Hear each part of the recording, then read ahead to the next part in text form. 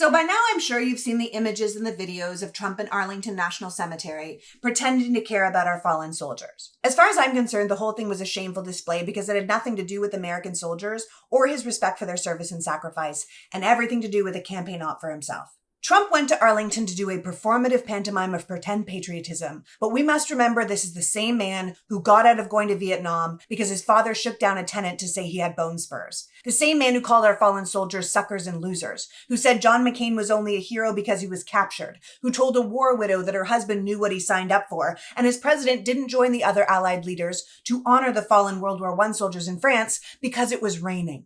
No, Trump was at that cemetery so he could have a photo of himself looking presidential. Though to be clear, he's not the president, and he has no business acting like he was. And so he would have an opening to blame those soldiers' deaths on President Joe Biden and his current election opponent, Vice President Kamala Harris. The Trump campaign has nothing to run on in 2024, so they have been working overtime to try and tar and feather his opponent. Trump blames the chaotic withdrawal from Afghanistan on the Biden administration, despite the fact it was the Trump administration that struck the deal for a rapid withdrawal of U.S. troops. Biden was simply following through on what the previous president had agreed to.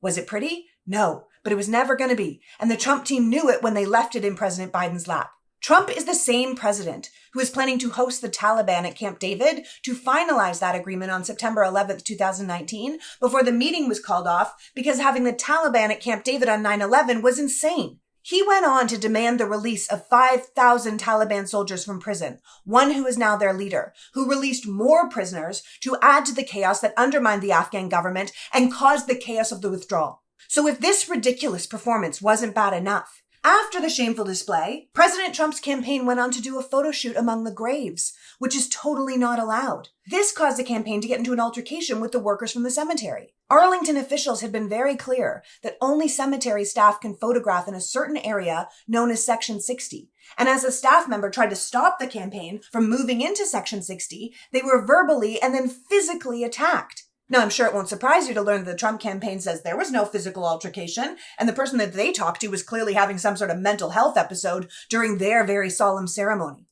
Oh, their very solemn ceremony? Well, let's look at some of those pictures they weren't allowed to take and see how solemn it was. Yeah, this seems really sad and serious. Clearly, he gets the ultimate sacrifice that was made here. You can see that through the thumbs up. The Arlington National Cemetery responded with a statement saying federal law prohibits political campaigns or election-related activities within Army National Military cemeteries. Arlington National Cemetery reinforced and widely shared this law and its prohibitions with the participants, and we can confirm there was an incident and a report was filed.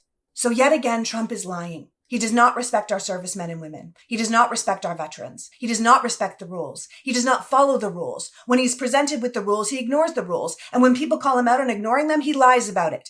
This man is a user. He uses people. Whether they be the family members of dead soldiers in these pictures, the graves of our dead servicemen, the people who work for him, his wives, his ex-wives, his children, it doesn't matter. He uses people as it suits him, and it's gross. This event was the opposite of patriotic, and it never should have been allowed to occur. It's too bad the people who tried to stop it got hurt. Commander-in-Chief? I don't fucking think so.